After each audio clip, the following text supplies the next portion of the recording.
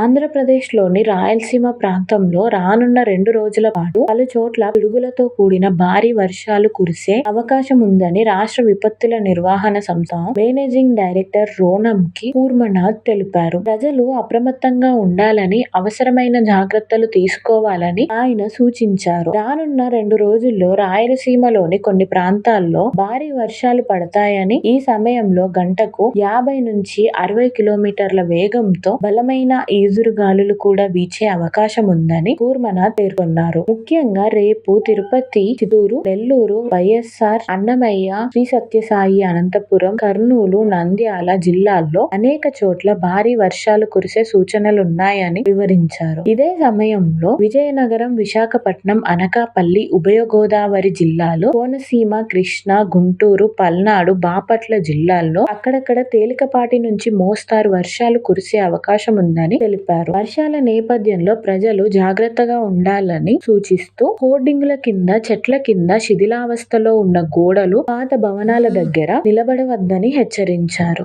వర్షాలతో పాటు రాష్ట్రంలో కొన్ని చోట్ల ఉష్ణోగ్రతలు కూడా 38 డిగ్రీల సెల్సియస్ నుంచి 40 డిగ్రీల సెల్సియస్ మధ్య నమోదయ్యే అవకాశం ఉందని కూర్మనాథ్ వెల్లడించారు. వాతావరణ మార్పులను గమనిస్తూ ప్రభుత్వ సూచనలను పాటించాలని ఆయన ప్రజలకు ఆంధ్రప్రదేశ్‌లోని రాయలసీమ ప్రాంతంలో రానున్న 2 రోజుల పాటు పలుచోట్ల పిడుగులతో కూడిన భారీ వర్షాలు కురిసే అవకాశం ఉందని రాష్ట్ర విపత్తుల నిర్వహణ సంస్థ మేనేజింగ్ డైరెక్టర్ రోనంకి కూర్మనాథ్ తెలిపారు. ప్రజలు అప్రమత్తంగా ఉండాలని, అవసరమైన జాగ్రత్తలు తీసుకోవాలని ఆయన సూచించారు. రానున్న 2 రోజుల్లో రాయలసీమలోని కొన్ని ప్రాంతాల్లో భారీ వర్షాలు పడతాయని, ఈ సమయంలో గంటకు 50 నుంచి 60 కిలోమీటర్ల వేగంతో బలమైన ఈదురుగాలులు కూడా వీచే అవకాశం ఉందని కూర్మనాథ్ పేర్కొన్నారు. ముఖ్యంగా రేపు తిరుపతి, చిత్తూరు, నెల్లూరు, వైఎస్ఆర్, అన్నమయ్య, శ్రీ సత్యసాయి అనంతపురం, కర్నూలు, నంద్యాల జిల్లాల్లో అనేక చోట్ల భారీ వర్షాలు కురిసే సూచనలున్నాయని వివరించారు. ఇదే సమయంలో విజయనగరం, విశాఖపట్నం, అనకాపల్లి, ఉభయ గోదావరి జిల్లాలు, కోనసీమ,